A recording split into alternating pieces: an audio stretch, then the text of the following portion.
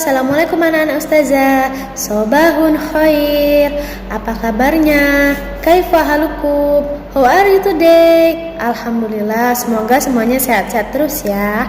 Hari ini kita akan belajar tematik, tema 1, subtema 3 tentang daur hidup, kupu-kupu, nyamuk, dan katak. Maka simak video ustazah ya. Dadah. Ini adalah contoh dari daur hidup sempurna ya. Contohnya itu terdiri dari 4 tahapan. Ada dari telur, kemudian dia berubah menjadi ulat, dari ulat jadi kepompong dan kupu-kupu. Nah, selain kupu-kupu, ada juga daur hidup katak. Dimulai dari telur, berudu, kemudian katak dewasa dan katak muda seperti ini. Setelah katak dan kupu-kupu, ada juga nyamuk. Dimulai dari telur, jentik, pupa, kemudian menjadi nyamuk dewasa. Selain daur hidup sempurna, ada juga daur hidup tidak sempurna. Contohnya adalah kecoak dan belalang. Nah, lihat ini, dari telur, kemudian menetas menjadi nifta, kemudian menjadi nifta 2, kemudian menjadi nifta dewasa dan tumbuh menjadi kecoak dewasa. Kenapa dikatakan tidak sempurna? Karena bentuknya sama. Dan terakhir ada daur hidup belalang. Adalah serangkaian tahapan proses hidup dari makhluk hidup. Daur hidup itu ada 3 cara, yaitu metamorfosis sempurna, metamorfosis tidak sempurna, dan tidak mengalami metamorfosis. Metamorfosis itu apa ya?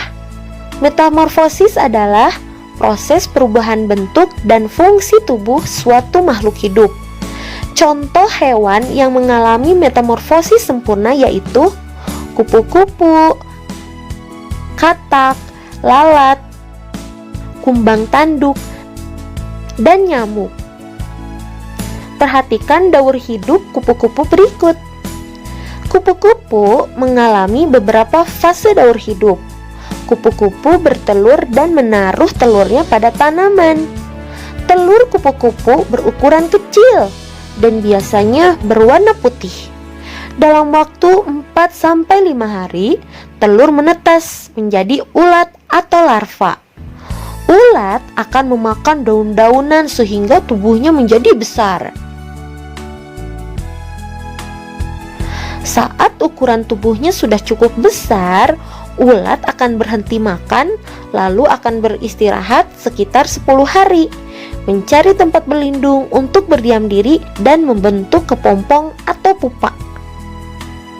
Umumnya, kepompong atau pupa memiliki lapisan kulit yang lembut berwarna hijau atau coklat yang menyerupai lingkungannya sehingga tak mudah dikenali atau berkamuflase. Sekitar 7-20 hari, tubuh ulat di dalam kepompong berubah menjadi kupu-kupu muda. Kupu-kupu muda akan keluar dari kepompong setelah perubahannya sempurna. Kupu-kupu tersebut akan mencari makan berupa sari atau nektar yang terdapat pada bunga. Hingga selanjutnya, kupu-kupu dewasa akan bertelur dan terus terjadi proses metamorfosis lagi. Selain kupu-kupu, katak juga memiliki 4 tahapan daur hidup loh. Daur hidup katak dimulai dari telur. Telur berubah menjadi berudu.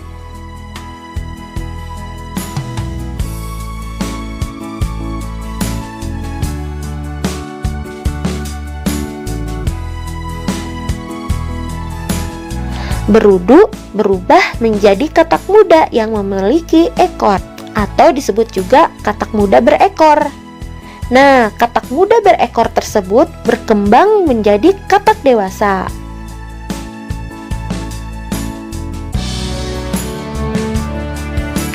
Selanjutnya, hewan yang mengalami daur hidup metamorfosis sempurna lainnya yaitu lalat. Sama halnya dengan kupu-kupu dan katak, lalat juga mengalami daur hidup. Diawali dengan telur lalat yang menetas menjadi larva atau belatung.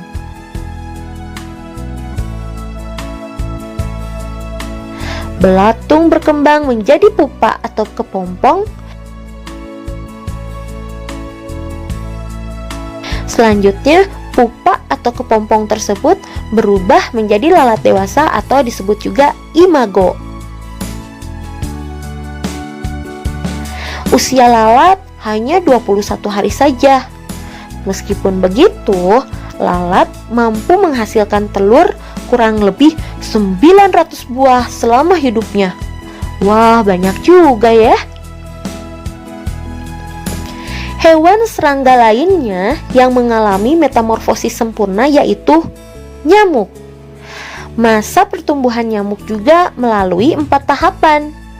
Daur hidup nyamuk dimulai dari telur. Telur nyamuk berada di genangan air atau air yang mengalir dengan lambat. Telur nyamuk berukuran sangat kecil, yaitu 0,5 mm. Ketika sudah menetas, telur menjadi larva yang disebut jentik-jentik dan hidup di permukaan air.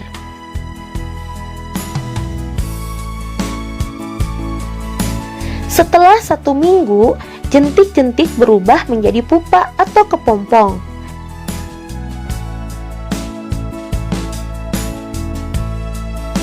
Setelah beberapa waktu atau sekitar 12 hari, pupa berubah menjadi nyamuk. Lalu keluarlah dari cangkang menjadi nyamuk dewasa yang sudah dapat terbang. Tahapan perkembangan nyamuk berlangsung cepat dan terjadi pada media air. Beberapa nyamuk dapat menjadi penyebar penyakit yang mematikan. Contoh penyakit yang ditularkan nyamuk adalah demam berdarah. Untuk itu, kita harus membersihkan lingkungan serta membuang benda-benda yang sudah tidak dipakai agar tidak dijadikan tempat perkembangbiakan nyamuk. Halo, sekian dulu pembelajaran kita hari ini. Ustazah akhiri. Assalamualaikum warahmatullahi wabarakatuh. Dadah.